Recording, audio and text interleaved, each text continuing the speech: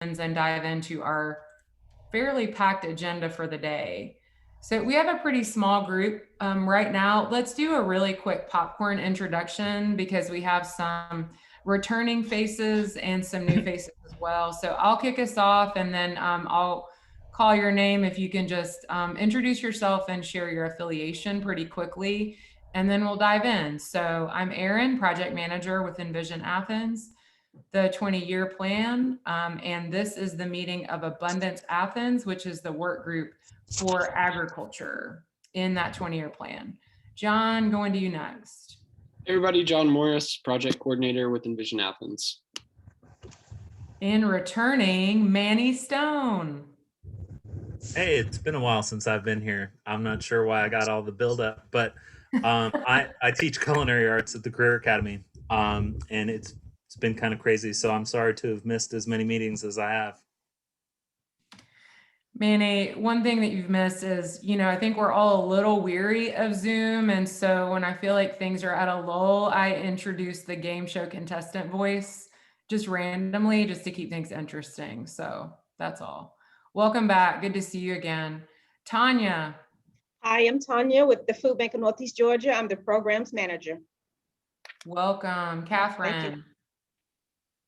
Hi, I'm Catherine. I'm the community health worker at St. Mary's. Amanda.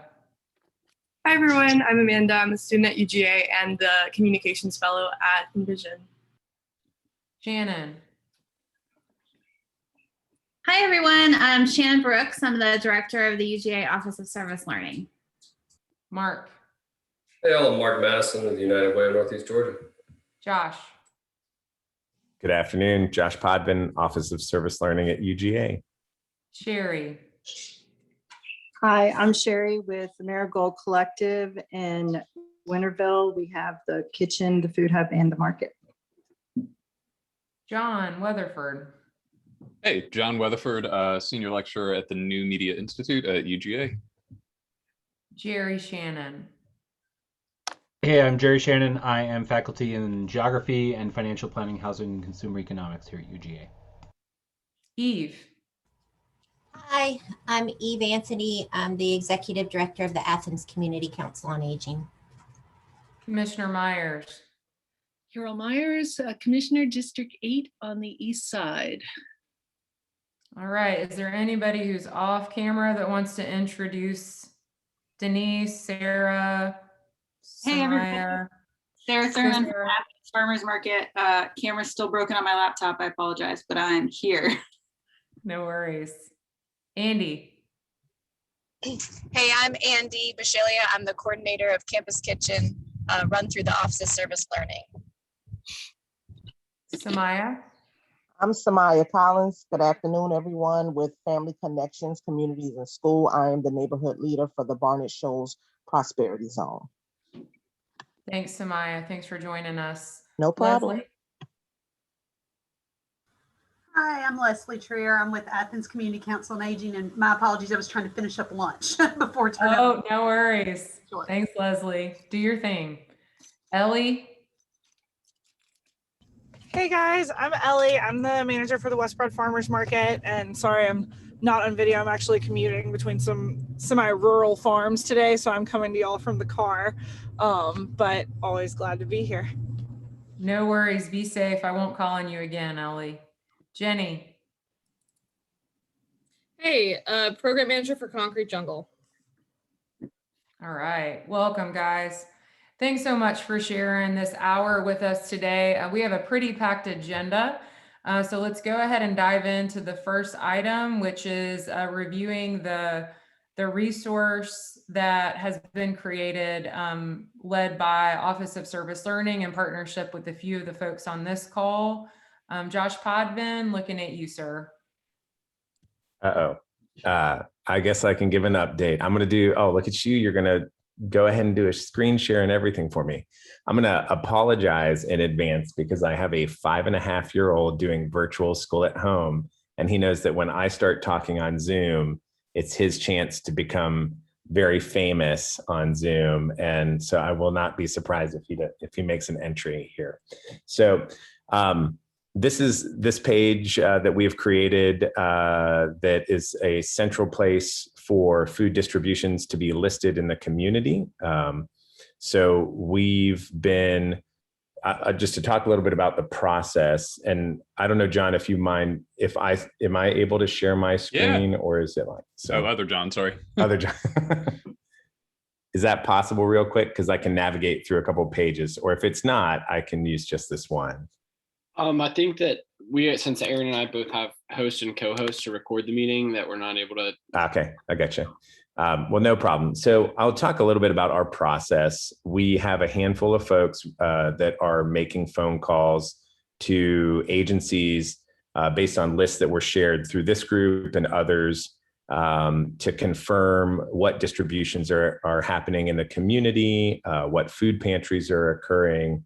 We have a standard sort of intake form that we utilize for that so that we get the information consistent across those organizations. And we worked with Mark and I probably need to reconnect so I can get the content shared over for 211 from what we've gathered over the last month and a half or 2 months. And so we do that intake, and then what we do is we translate that information into, there it is. I have been to the Grand Canyon.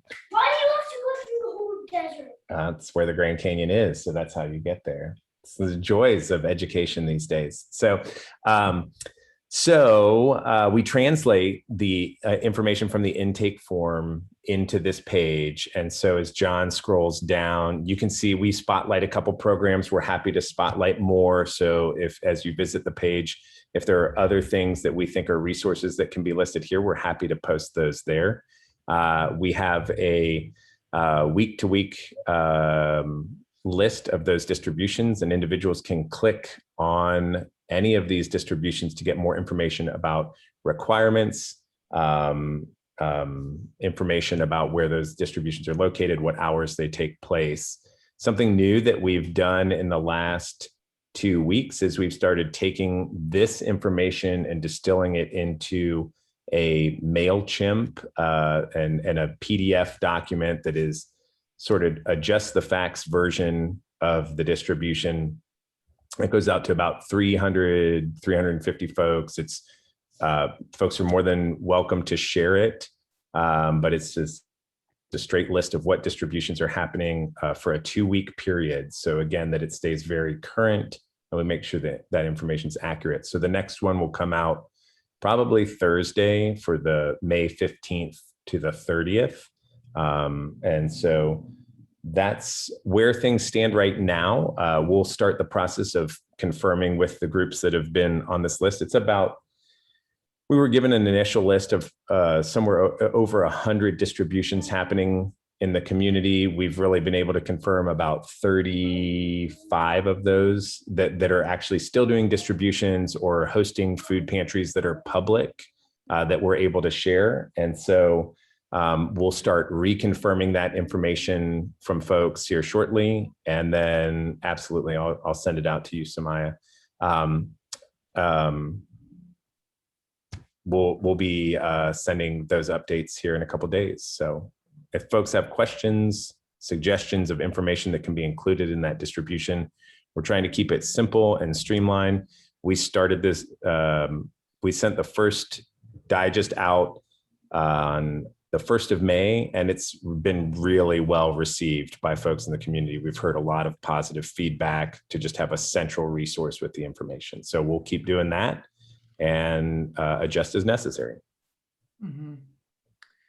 Josh, thanks a lot. And everyone, we're happy to send the link to this with the notes, as John just noted. Josh, you might have mentioned this. Does this resource help differentiate between prepared meals versus food pantry? Yeah, right now, everything that's on there, it's prepared meals or a distribution. We are tracking down the information for food pantries is a little more tricky because most of the food pantries, what we're learning, tend to be for private audiences, at least from the full list that we're working from. So we're going to sort of suss out what food pantries are publicly available and we'll share that information once we have it, but it's not commingled in that list right now. Gotcha. Is there a way for someone to enter their location, their address into the site and see which pantries are closest in proximity to their location? I know there's a map, but I'm wondering on the user end, is there a way to actually enter address?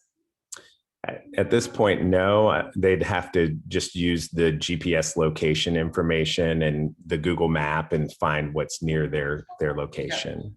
I mean, obviously we can publish the information with an address. We do publish it with an address. So in the digest that we send every 2 weeks, we could explore some sort of Google sheet that somebody could search by zip code or something like that to make it easier to find and very simple. Yeah. So I think that's pretty straightforward. I just thought I would ask, so if that was available, people would know it.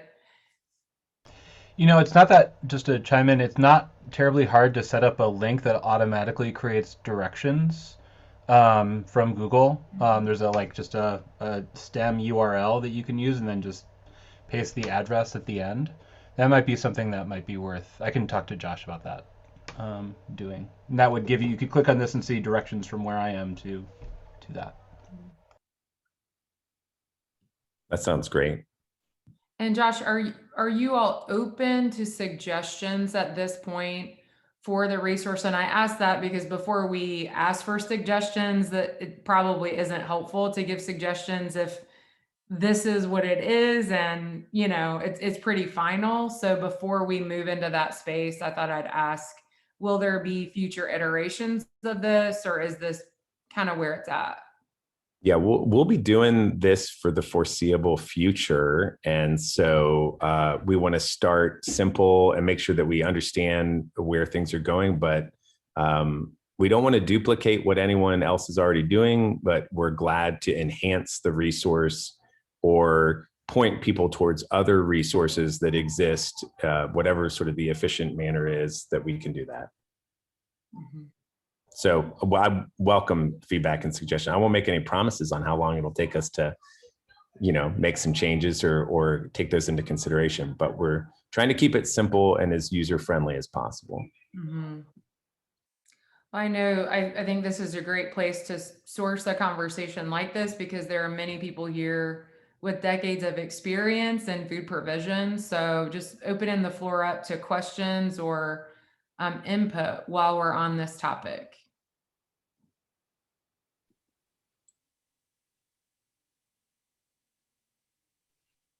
Hi, this is Tanya.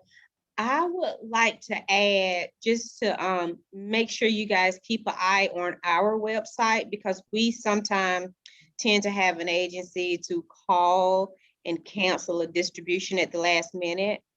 And so just keep an eye on our website. So if you see a distribution that has been scheduled at the beginning of the month and it has canceled out to the side, you might want to remove it from your list as well.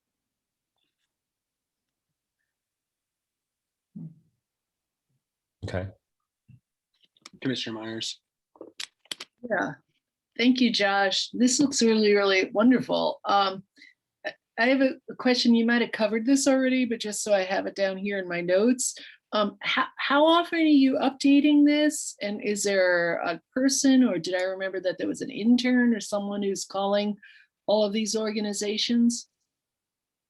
Yeah, so we update it hourly as we get information shared our way, which our number one information hub sort of is Tim Johnson's. Will send updates that come his way about distributions he hears of. So we try and turn those around pretty quick because they're usually very, very timely. So the website, the web version that John Morris was showing you is as accurate as it can be.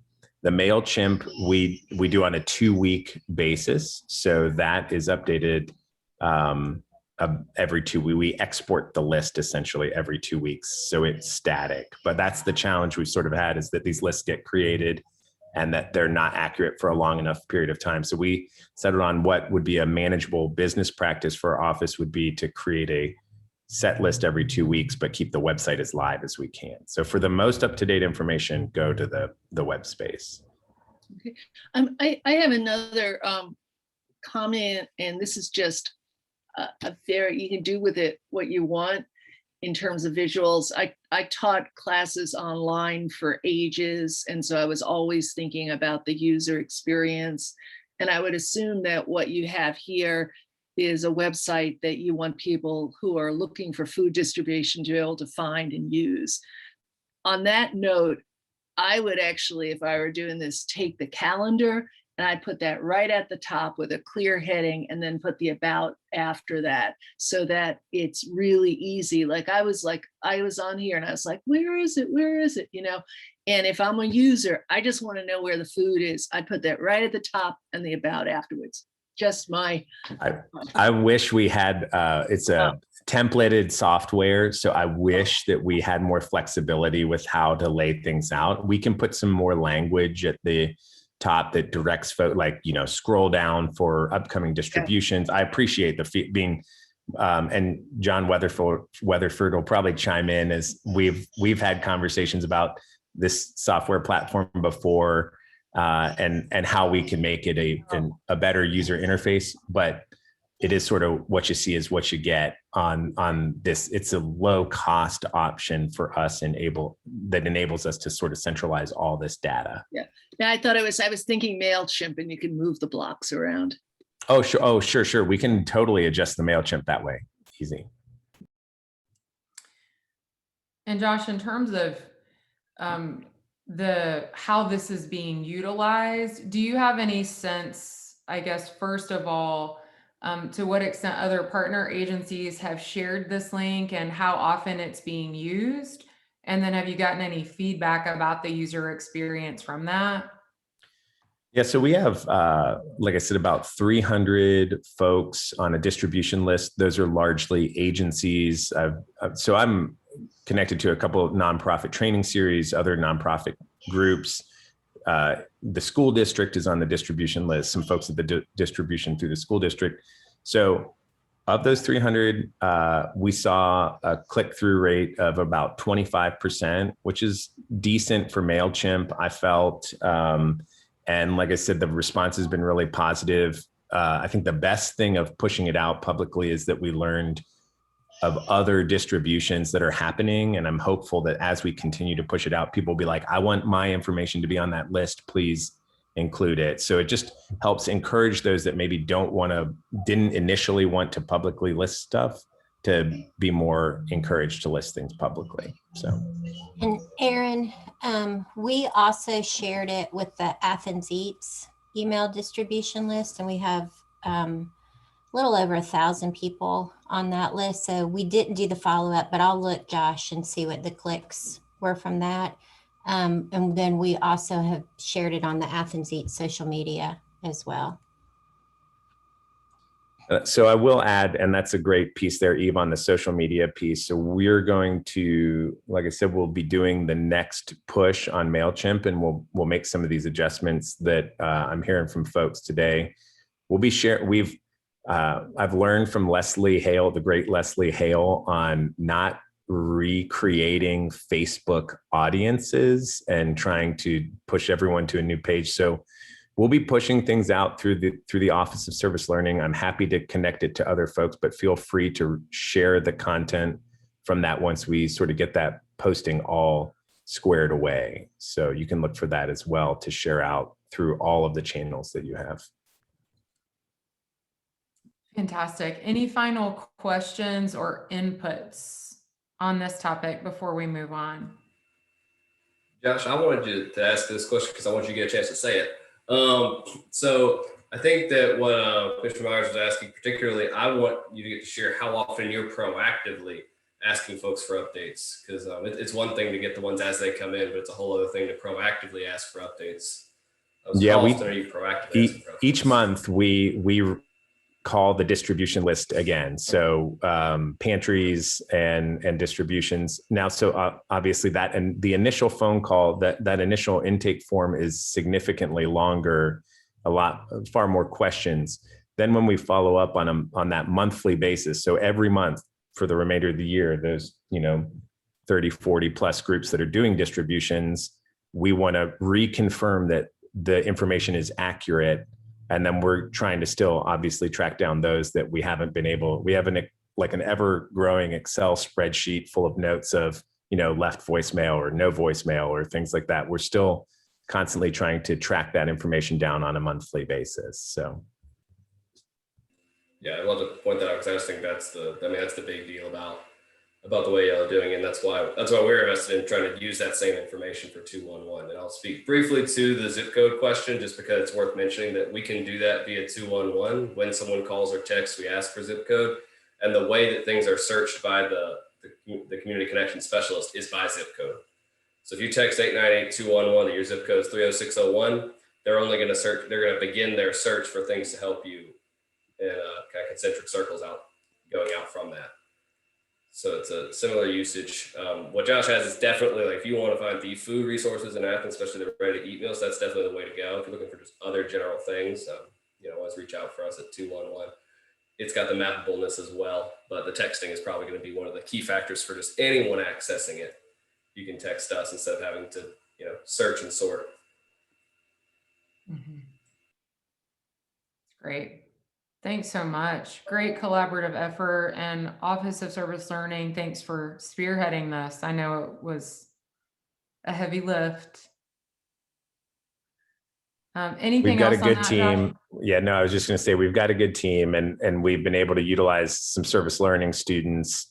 And like I said, we're open to feedback. If you feel like connecting, I'll put my contact information in here, but I've saved the chat. I'll get those of you that I've seen put on the distribution list, but you're always welcome to email me, share feedback. If you have a thought or something that can be added to this, we're happy to explore that. That's great. Thanks, Josh. So guys, moving on, we have our plan of work with about 7 success measures that are listed. And we review these pretty regularly in this space. And just as a reminder, or maybe it might be news to you if you're joining us for the first time, the original priority action for this group is to establish a consistent and sustainable venue for fresh food within Athens East Side. Over the past year, we expanded the scope and the focus of this group to make the geography all of Athens Clarke County, because that's what the community needed from us. And instead of stipulating fresh food, we really focused on working together to ensure that all the residents of this county had access to food. And I don't think we're out of those woods yet, but we do want to take a both and approach and ensure that we're still giving a lot of attention to fresh food access. We know that there's disproportionality in terms of access to fresh food. And we know that from not only from anecdotal information and just the logic of knowing what certain types of food costs and what it requires to get those foods, but also confirmed by Athens Wellbeing Project and other data sources. So in response to that, we created a few different strategies, including supporting a farmers market in Winterville, which has happened. And Sherry is joining us today from Marigold Market. And then Commissioner Myers has joined us today to kind of help us consider the question of, is there a case to be made for an additional farmers market on the east side of Athens? So Commissioner, I'll turn it over to you to just share whatever you want to share, and we'll see what happens. Sure. I don't have anything presented, prepared, but I have always thought, I love farmers markets for various reasons. And I would love to see the east side of Athens having a farmers market as much for the food options but also for the placemaking for the East Side and community building. I visited the Marigold Festival, not festival, but the Marigold Farmers Market this weekend right at the end, and actually was really inspired by that. I know there are challenges in terms of farmers and vendors and time and scheduling. And I don't mean to be putting forth an idea to challenge any of the other farmers markets. In fact, I don't have anyone else besides me. I'm trying to seed this idea and get it out there. I know there are a lot of people who are interested. I know that I go to Winterville because I'm a bike rider and I go down there and it's part of my geography. A lot of people on the East Side living in, Green Acres, University Heights, the apartments here never go down there. I used to go over to Bishop Park when my ex-husband had a stall there selling bread, and I loved it. I never go over to Bishop Park now.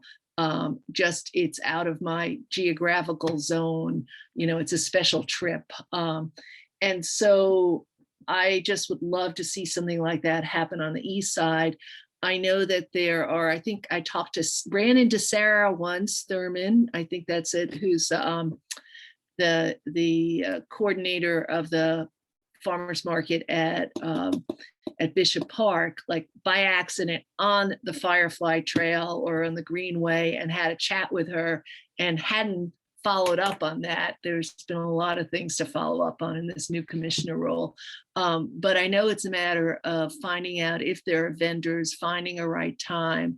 I also did have a chat with Kent Kilpatrick with Leisure Services about the possibility of doing something at Southeast Clark Park. And I've worked with him on other projects and he seemed really open to it. He was like, oh yeah, if you got something, put a proposal together.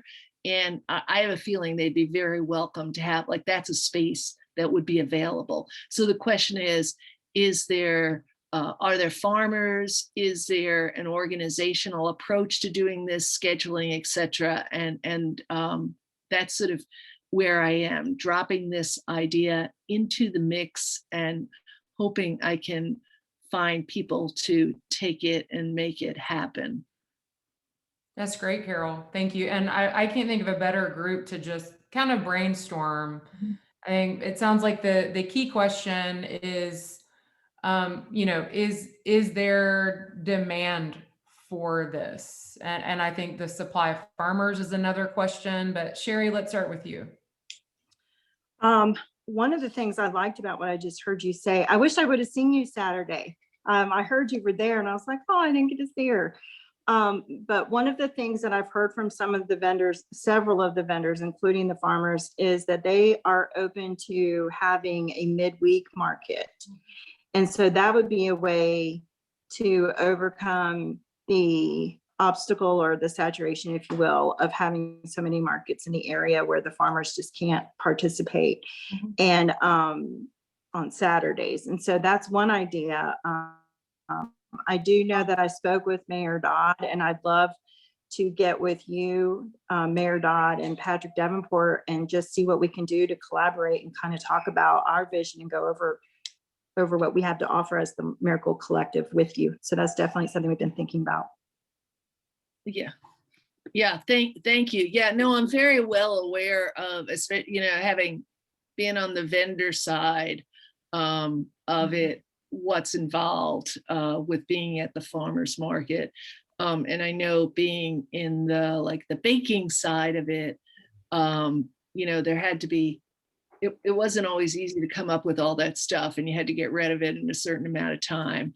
And whether or not, but I love the idea of maybe like a Thursday evening market. You start with something like a Thursday evening from 5 to 7 or 5, some kind of thing like that, or whatever time would work out there, and just sort of see where you go.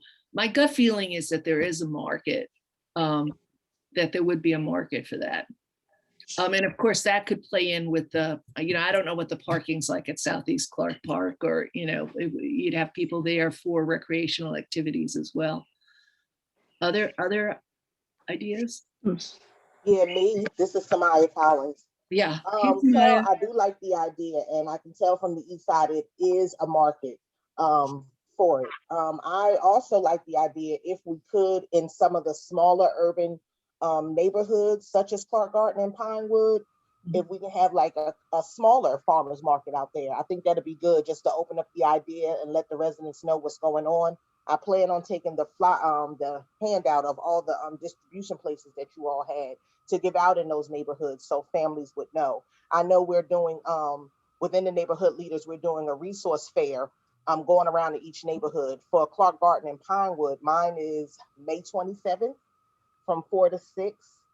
And Pinewood, I think, is June 2nd. I can always get back to you just to clarify the dates from 4 to 6 as well. But if some vendors would like to come then and have some fresh fruits and vegetables and things out there at the resource fair, that would be great. Or we can just try to collaborate and do a smaller one, you know, all on our own. I'm all for it. And I would say that when I was over at Athens Garden for the neighborhood leaders thing there, I remember talking to someone there, some guy who had this great idea about doing vertical farming. That was his big thing. But he was also talking about the need to incorporate like food prep into farmers garden work. So that's just reminding me of what he told me.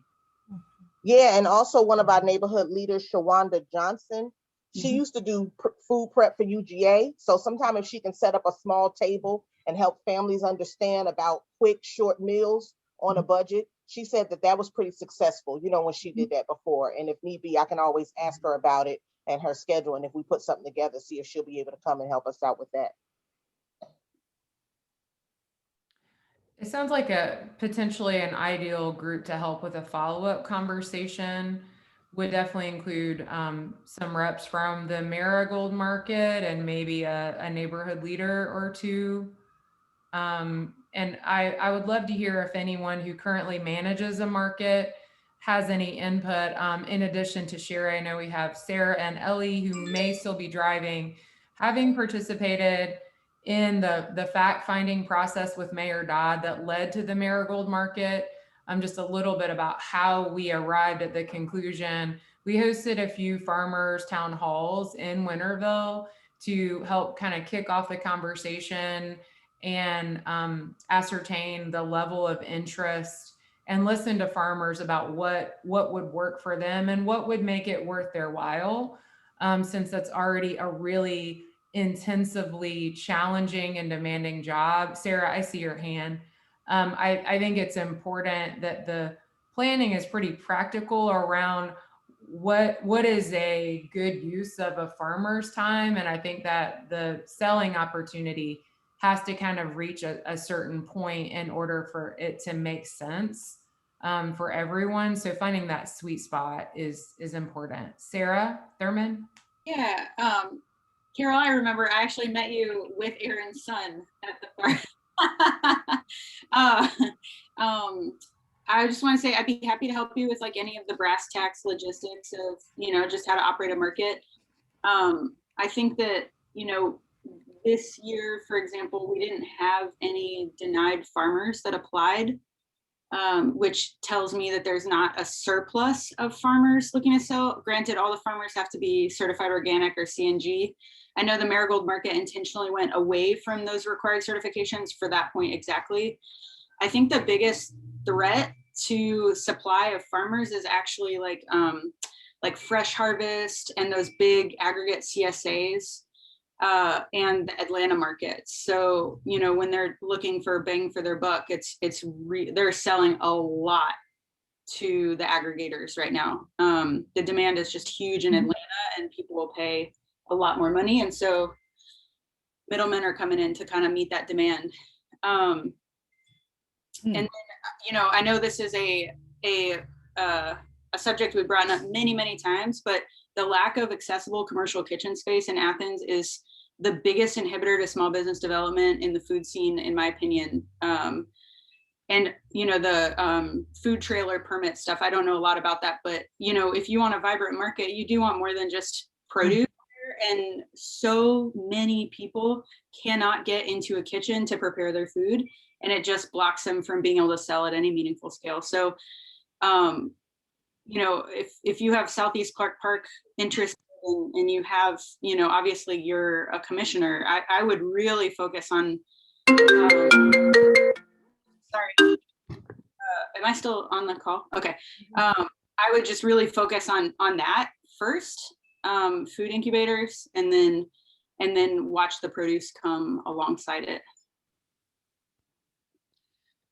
Yeah, and I just want to say, if there's anyone here, or in fact, I was just meeting with Amanda over at Jittery Joe's in person to talk about 100% renewable energy topics, and we were brainstorming the different needs that I have as a commissioner and also as a member of the 100% Athens Renewable Energy Initiative for help doing things. And part of the thing is with the East Side is I need, you know, unless Amanda wants to go organize a whole troop of interns for me on farmers markets as well.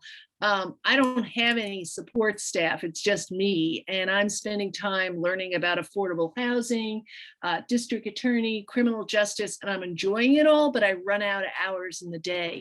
So I'm also trying to find someone who wants to take this and go with it and use me as this, what was that, synergy, the thing that Erin does so well of bringing people together and getting that going on the, you know, on the East Side, that kind of thing. So I like even the kitchen. I know there was the kitchen being built in Winterville. I know that would be a wonderful thing in Athens. I am aware of that whole kitchen thing because you know, we had this bakery. I know about the need for that. But I need someone to come with an idea and put it through. There's also, there's a whole lot of money coming forward with the American Rescue Plan, and it needs to be specifically helping certain communities who have been struggling traditionally, and actually the service sector is one, food production, and for people to sort of stay alert to those opportunities that might provide some funding. If someone, but you know, I need someone else coming through and advocating. I want people lobbying me for that, so that I have something to advocate for among the commissioners and in terms of the food area. But I'd be more than open to having any kind of discussions or encouraging people in that way. Yeah. And Commissioner, I think as you intended, this is very much a seed conversation with a lot of follow-up opportunity. I think that one person who was planning to attend today, who could not and would be a critical voice to the conversation is Rashi. As many of you know, she has the farm to neighborhood truck and her own kitchen and catering space in Triangle Plaza. And she has a lot of interest in seeing what place-based activities could come into Triangle Plaza. So I'm not sure if there's a connection to this particular conversation. So I don't know what the answer is, but I think the best question to be asking is there a plan that can bring a confluence of fresh food access for people who normally do not have that access? That is also a win for farmers and makers. So I think if we only answer the part of the question of what's a good selling opportunity for farmers and makers, that's important. And I think that's non-negotiable. That is, you know, part of what we have to solve. But part of the objective of this group is to ensure that whatever we arrive at increases access for people who, you know, before we engaged and created the intervention didn't have access. So I think that might take a minute, and that's okay. But I think this group is about increasing access for underserved people. Sarah, I'm going to call on you. I see your hand. If you could also segue to the Farmrx update so we can move on in the agenda. Just real quick, Carol. Another brass tacks thing is if you, our articles of governance and bylaws are on our website. Feel free to copy them. save yourself a lot of time. I think they're pretty good. And then, okay, so Farmrx update. We are currently enrolling participants in our program. We plan to start May 15th. We still have some spots for community. Oh my gosh. I don't know how to make that stop. If anyone wants to tell me how to make that stop, I will do it. I apologize.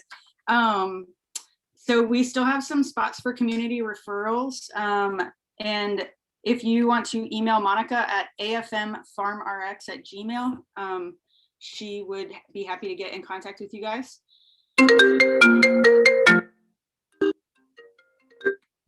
I don't know what's more defeating, the phone ringing because I keep hanging up on them, or Josh's son asking if he's ever been to the Grand Canyon, because his son's way cuter than my ringing phone. The program's going to be going May 15th to November 15th.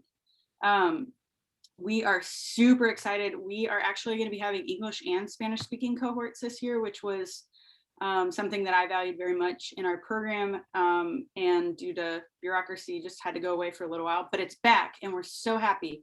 So with the Spanish speaking cohort, we're not, we're not a government organization, so there's a lot of privacy and safety involved in our program. So if you know people who are experiencing food insecurity but maybe can't tap into the wider food access net, we're here and we're so excited to be able to serve Spanish speakers in our community.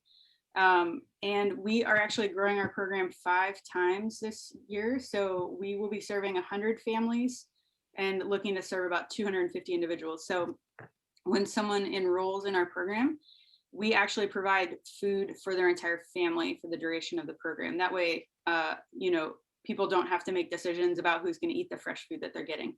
So everything in the program is free. We are continuing our partnership for the time being with Collective Harvest, so that it'll be more like a CSA model that people will be able to customize from home and then come pick up at Collective Harvest. And we are looking to find ways to safely bring participants back to the market this year, which we're excited about. And I think that's it for my update. If anybody has any questions, I'm sure I have about a minute. Sarah, for those who are new to the program, can you give like a 30-minute blurb on what Farmrx is and who it serves? Erin, you asked for 30 minutes and I'll give it to you. Oh, I meant 30 seconds. It's been a long day. Tim, you had a good time. Farmrx program stands for Food as Real Medicine Prescription Program. We prescribe fresh fruits and vegetables to low-income individuals in our community who have diet-related illnesses. And what we found is when you take affordability off the table, people overwhelmingly choose produce, and that increases their health outcomes. It decreases their anxiety and depression. It connects them in with a loving community and helps them take away kind of the immediate needs part of the Maslow hierarchy of needs, and allows them to make more proactive decisions about their lives that benefit them and their families. So I do want to say that when I spoke with Mercy Health Clinic, which is our healthcare partner, they said that even though we're only tracking kind of like blood pressure, cholesterol, A1C, weight, she said that the participants in the program had the largest health progress out of all the members of their clinic last year. I don't know if that came out clearly, but I haven't said it too many times out loud. The people in our program were able to make the largest steps forward in their life beyond just the metrics that we were tracking, because that food access question was off the table, and they had consistent and loving support in the food part, and then they were able to make big decisions in other parts of their lives. And we see that over and over again. So we're really excited to be in our 5th year with this program. And that's it. Sarah, that's major. And I just want to rest on that for a moment. One, the fact that the program has multiplied by 5 in terms of participation is a testament to your work and the strength of collaborations like this. You've been a wonderful advocate for the program. And since the beginning, I remember when Farmrx conversation started, I was in a previous position, and that was probably 8 or 9 years ago, perhaps. And I know even the initial cohort had some of the strongest retention rates compared to the national outcomes for Farmrx programs. And I think it would be helpful to kind of pause and think through what about Farmrx works. And so just acknowledging that we've talked in this group many times over the months about how expecting farmers to charge less is not reasonable or helpful. That, you know, fresh food that is locally grown, it costs what it costs, and those costs aren't necessarily changing. And so finding creative ways to subsidize those costs is, I think, where we have to do the work in order to increase access for people who don't normally have it. And so going back to this idea of, you know, where might a market go or be that would increase access? I think we have to acknowledge that, you know, farmers need to continue to make a living. Therefore, the cost of fresh food has to be subsidized somehow in order for that access to be real. It's not just about location. So I think that has to be kind of part of the conversation. I think, just if I can respond to that briefly. Yeah. Wholeheartedly defended through the life cycle of this program is that the food needs to be free. I think that some people hold the belief that if there's no buy-in, people won't continue in the program. And what we've seen is that when people are experiencing food insecurity, there's a lot of mental chess going on, right? And so we can right off the bat say, look, you have $21 this week to spend on fresh food. Go spend it, because next week you're gonna have $21, and next week you're gonna have $21. And the goal is to enjoy the food right now and to embrace it wholeheartedly, and that there's no strings attached. It's just that we believe that everyone deserves access to fresh fruits and vegetables. We have the funding, we're doing it. That has been revolutionary for a lot of people in the program, to not have to play chess with the programs that they're involved in, and that we're here in good faith and that there's no catches. And the other thing that is so hard for, I think, I'm waiting for a lot of heads to nod, that we believe that the coordinator position should be paid, and that people who are organizing the program should be paid fairly for their work. That has been an uphill battle every single year, and I defend it wholeheartedly. And I think we had, for example, 94% retention last year in our program. The Wholesome Way Georgia's goal was 50% retention. So we had almost perfect retention in the program because we had a person who was paid fairly for their work, who was committed to seeing the program successful. And so for everybody in the future, I encourage you guys to value those two aspects when working with people experiencing food insecurity. Sarah, can you speak to transportation? And the reason I raise that is when you think about the points of access and all the things that have to be true in order for someone to receive or engage a benefit, it either has to be free or they have to be able to afford it. There are a few components to access. How do people literally receive the produce with Farmrx? Sure. So we allocate $3 per person per week for transportation to make sure that the food gets to them. Last year, because of COVID, we switched to the CSA model through Collective Harvest, and almost all the participants were able to come to Collective Harvest. We had like a 3-day window where they could pick up their food.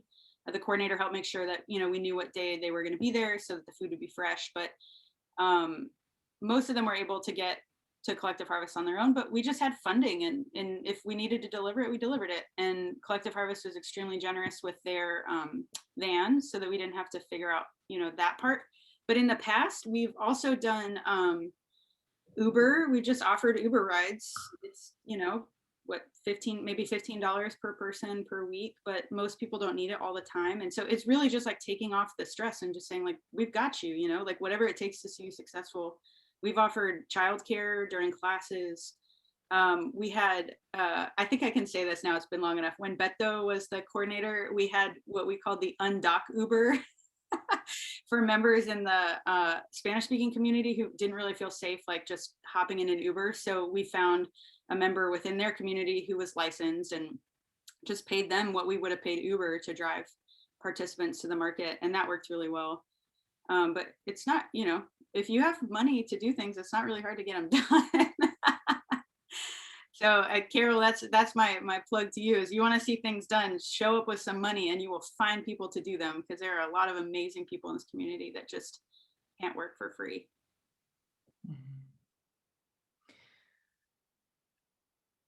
So a couple of other updates. If you've been on this call or in this group for very long, you know that another huge area of opportunity is addressing the SNAP and WIC gap. So $17.5 million left on the table every year in unclaimed SNAP benefits. And so we've worked on a few different strategies to address this. One is partnering with family connection communities and schools and the Neighborhood Leaders Program to become a state level DFACS partner, which would basically certify them and fund them to do outreach. And so that application is out, and look forward to sharing an update with you all when we have that. But that is one thing that I wanted to share in terms of update.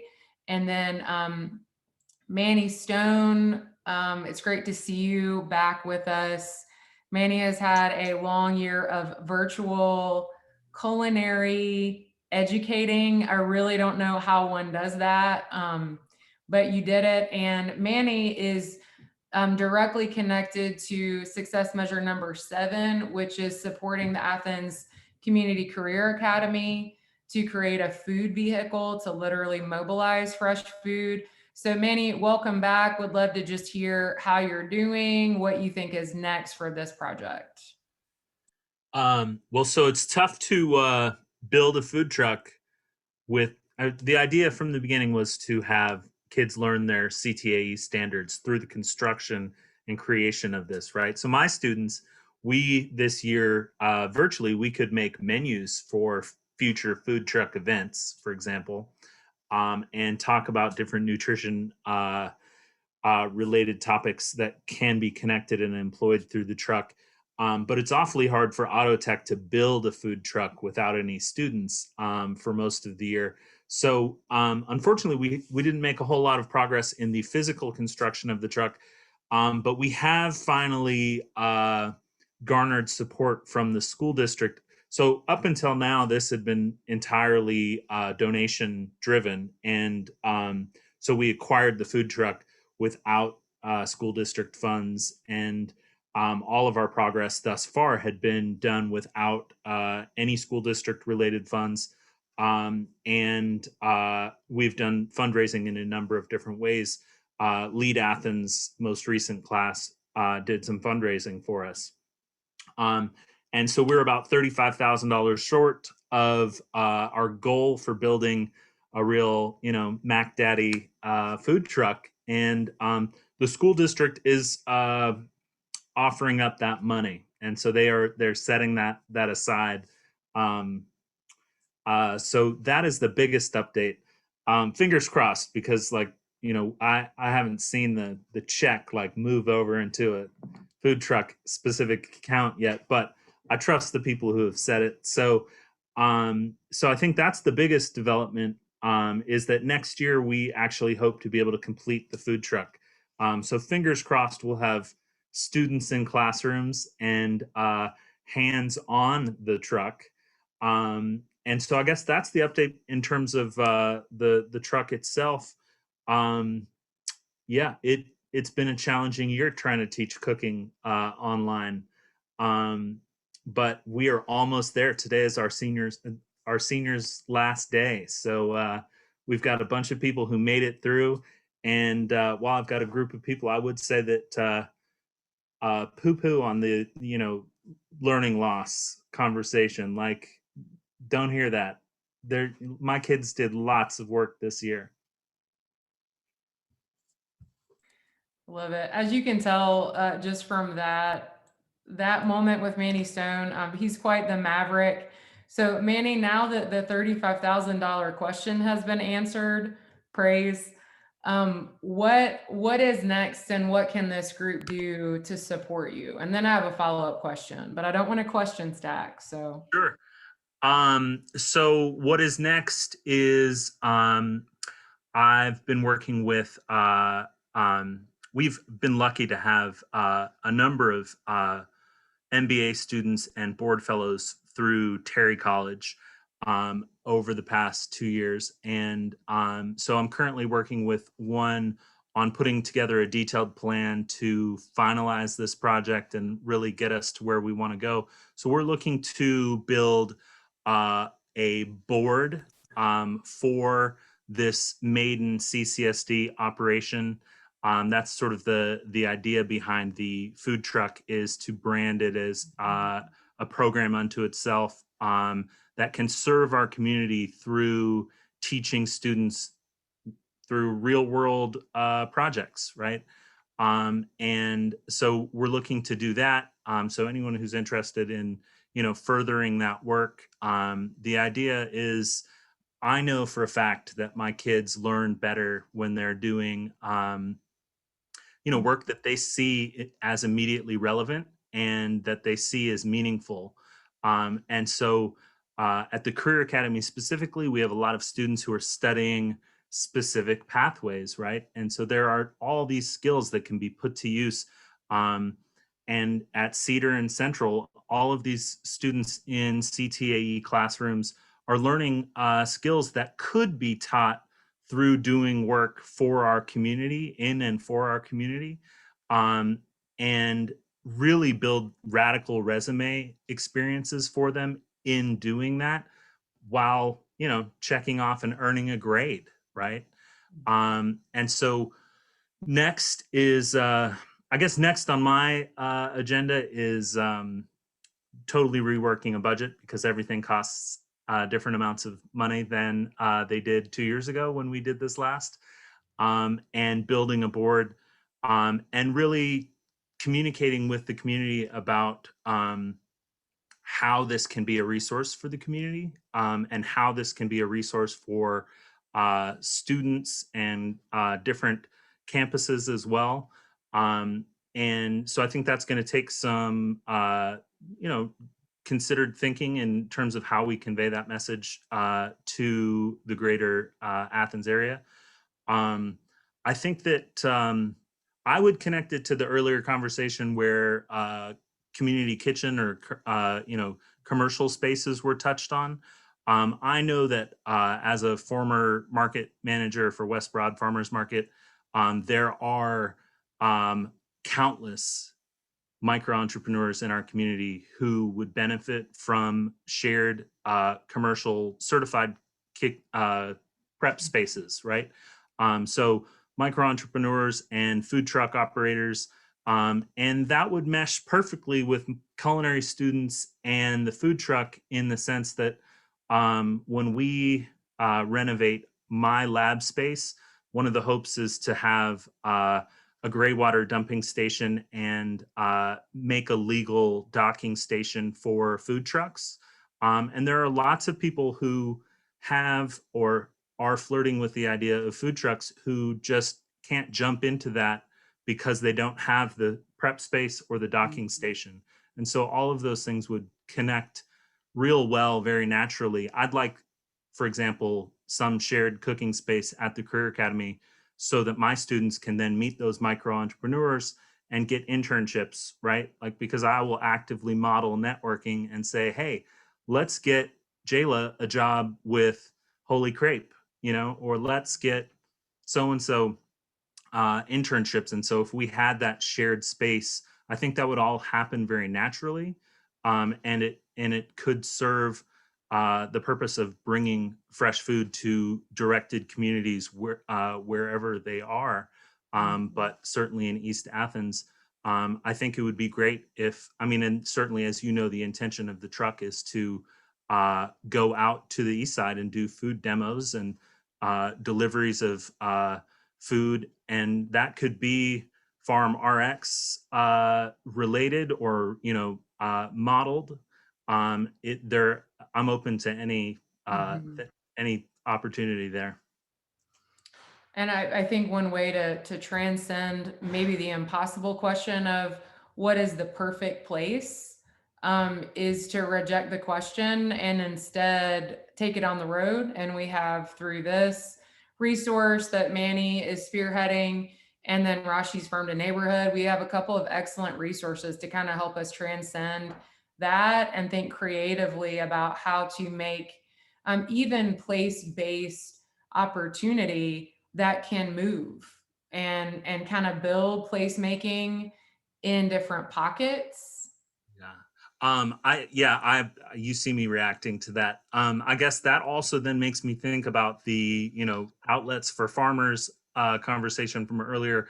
And, the fact is that I've seen on social media Market Wagon, and I'm sure that's not the only one, but that is like an, grub hub of farmers markets, and who knows how legitimately connected they are to local farmers or producers, but they certainly market themselves as a way to get local farm fresh produce delivered to your house. And so I think in today's day and age, it behooves us to think outside the box and not necessarily location specific.